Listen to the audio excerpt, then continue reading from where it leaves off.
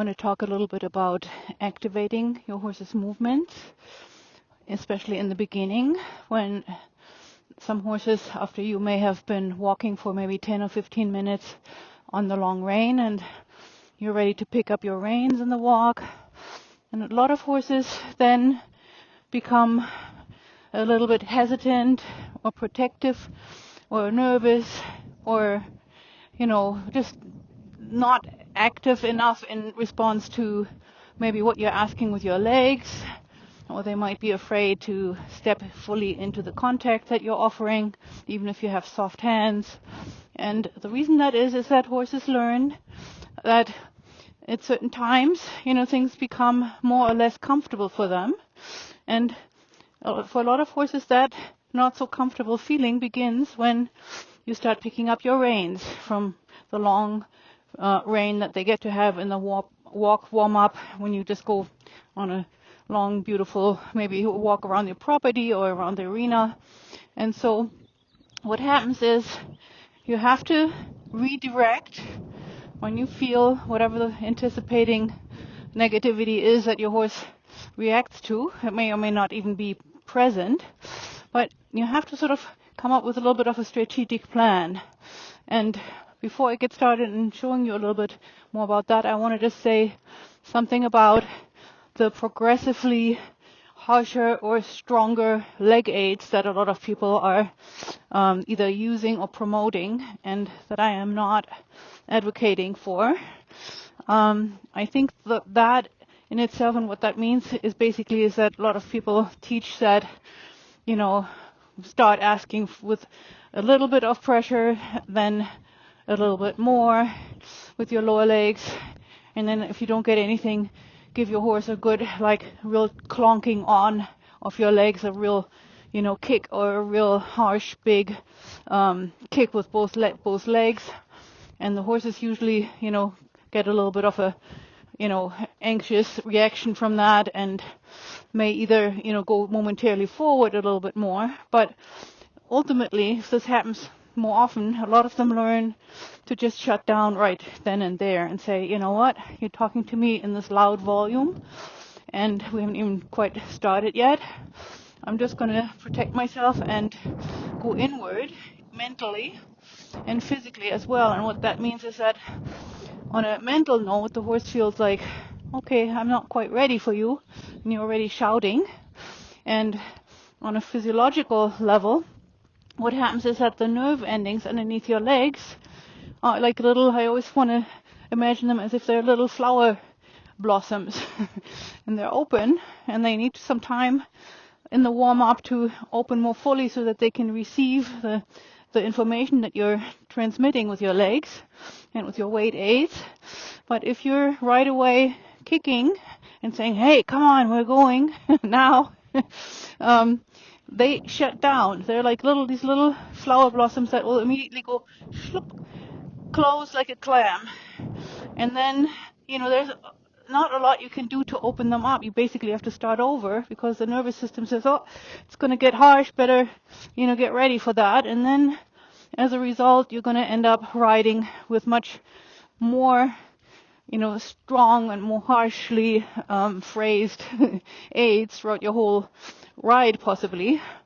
Or you're going to start using bigger spurs or whatever, and the horse will react because he or she will be reacting to something that they're afraid of. And that's really kind of sad when you think about it. That's not really how I want to ever think of my relationship with the horse. So, long story abbreviated, what I want you to do is when you're on the long rein, I want you to tune in with where your horse is at. Let's say you've been riding for 10-15 minutes on the long rein, and you know that your horse will anticipate that as soon as you start picking up your reins, he's going to either slow down or get nervous, that you're going to say the opposite of what he may anticipate is going to happen. And what that means is the opposite of getting louder and harsher with your legs is taking your legs off. Literally, I don't know if you can see that right now, but I'm taking my legs off of her from my hip socket onward. If your core muscles are strong, you can do both at the same time. If you're not so strong yet, then you do one at a time. You just practice that. You can even practice it while you're just even getting on the horse. Just to say to the horse, hey, look, I'm not holding you. I'm not cramping your style. I'm not fetching on you. I'm just here. Friendly legs, and every few steps, I'm going to give you complete air underneath. And it's amazing how the horses will pay attention and enjoy what happens after that. Because after that, the opposite of on. So after saying, hey, here, air, lightness, friendliness, kindness, let's have a conversation. How are you today?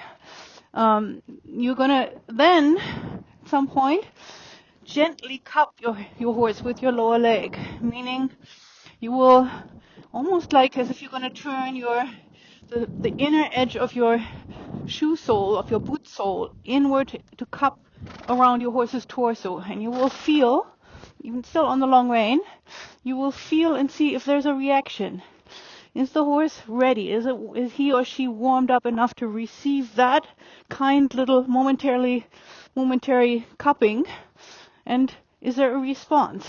If there isn't, in my mind, in my understanding, and in my years in my lifelong work with horses, if there isn't, that means that the horse isn't warmed up enough yet. And that could have different reasons on different days, but let's just not even go into that.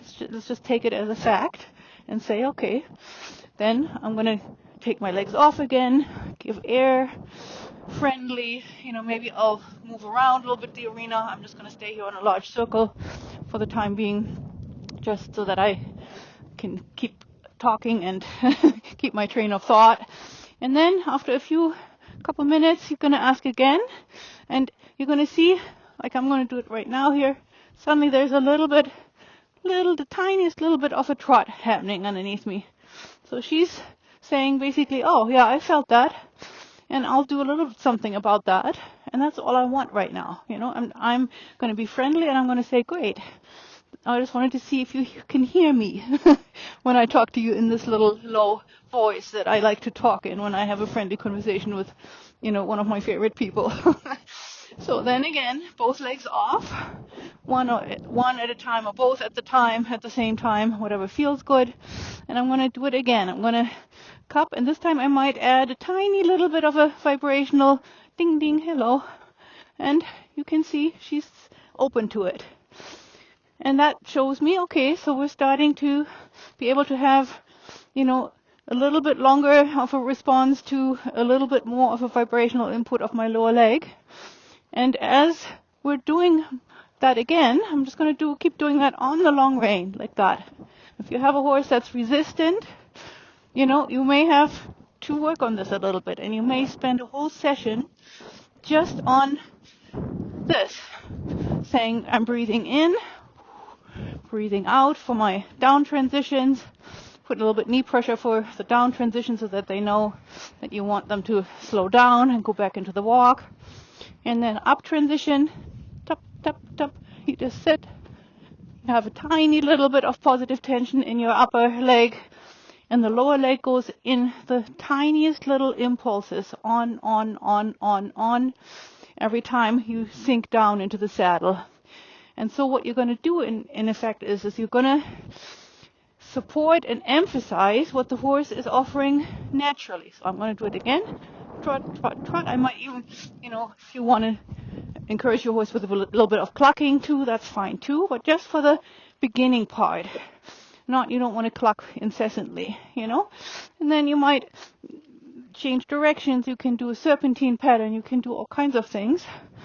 And just stay in this little friendly little ding, ding, ding.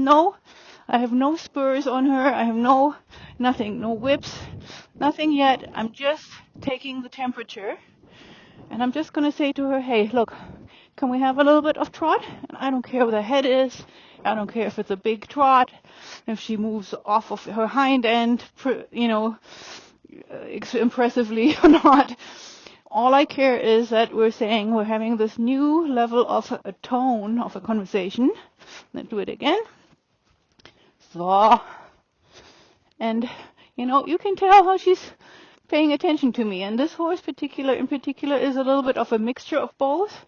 She gets a little nervous, And at the same time, sometimes, she pushes back and protects herself and says, no, I'm not going unless you tell me exactly what you want.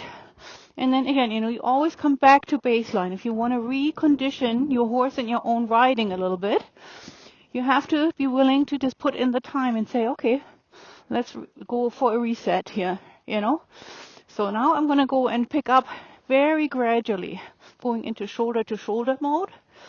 You can see that I'm just caterpillaring up on the reins a little bit, meaning I'm just ever so slightly, every time my one shoulder goes back, I'm going to take a little bit more of the rein, and I'm very gentle. So I can tell that her anticipation of something not so great happening, because her teeth are starting to click, and I'm just trying to, continue with my little friendly leg aids here.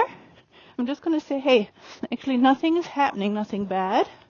We're just going to move together with a little bit of rein contact. And can you see how she's actually coming in with her haunches, although I'm sitting very evenly on both seat bones. So she's just getting ready for something not so pleasant. So I'm just going to say, hey, nothing unpleasant is happening. The same, I keep my hands very quiet and low. I can go back and forth between shoulder and to shoulder mode. And I'm kind of ignoring a little bit the back end right now, that she's kind of twisting a little bit this way and that way, because I don't give her any indication from my seat that that's what I want. I want nothing lateral. Just want a little bit like that, like what I'm doing right now, just a few steps of sitting trot. And so now I can tell, her steps are getting shorter. Haunches are still coming in, a little bit of nervousness. And the teeth are clucking. And so she is focusing and rolling a little bit, going a little bit behind the bit. So my interpretation of that is that she is focusing a little bit too much on the front end. Right? I'm taking my legs off. Yeah, and she wants the long rein again. I'm not going to give her that. I'm just going to redirect her focus by ever so gently putting my whips on her haunches here. So, and I'm in a little bit of shoulder to shoulder mode, not kvetching with my legs, but can you see how her ears are coming back at me? So she's starting to pay attention to her hind end, because every time my right or my left shoulder goes back, I'm giving her the tiniest little tap with my whip. And it's not even, it's just like a butterfly wing touching her on the haunches. And immediately I have a little bit more focus on the hind end, right? So now I'm going to cup her again. And look at that. There is actually a little bit more push from behind. And then she's stalling again a little bit here. So I'm going to go into what I call in my mind ding-dong phase. Ding, dong, ding, dong. Just giving a tiny little bit of left, right leg, and combined with a little bit of the tabbing of the whip just by the hip bone. And then I'm going to cup her again, keep the whips on, and sit a few steps of sitting trot. Keep my hands a little bit wider, a little higher, so she can find a good support in all of this. And then I'm going to give her a long rein again. So rather than saying, oh yeah, I should by all means now be able to go into the posting trot warm-up or something else, which is what she's anticipating. And maybe who knows what's going on in her head. She may, be fine with it, but she may not. But if you're in the process of giving your horse a reset to wire the responsiveness or the reactivity to your aids, then you have to break it down into these really small increments and just say, you know what, today all we're going to do is just a little bit of this whispering, whispering with our legs, whispering with, our tone in which we're talking to them. And I tell you, if you do this a few times in a row, if you ride your horse 3-4 times a week, perhaps ideally, and you just spend the time, once a week or two, just on doing this and saying to the horse, this is all we want. We want friendly, normal voice conversations. Nobody needs to yell. Nobody needs to be afraid. And I tell you, from there, you will have a whole different basis from which you can work with your horse. And, you know, the same, of course, then is true for the work in the trot and in the canter. But this is the starting point. This is where you say to your horse, hey, look, you know, we may not always have done everything seeing eye to eye, but from here on forward, we're going to try and do a little bit better. And you will see it's gonna work. It's gonna change your outlook, and it's gonna change your horse's outlook, and your riding and your times spent together will be so much more pleasant that, you know, you will look back and say, wow, why didn't I try that earlier? At least that's what happened to me. So, as always, be kind to yourself, be kind to your horse, breathe, smile, and enjoy what you guys get to do together. We are so lucky and so privileged to be around these incredible creatures. Happy riding. Thank you, Philly.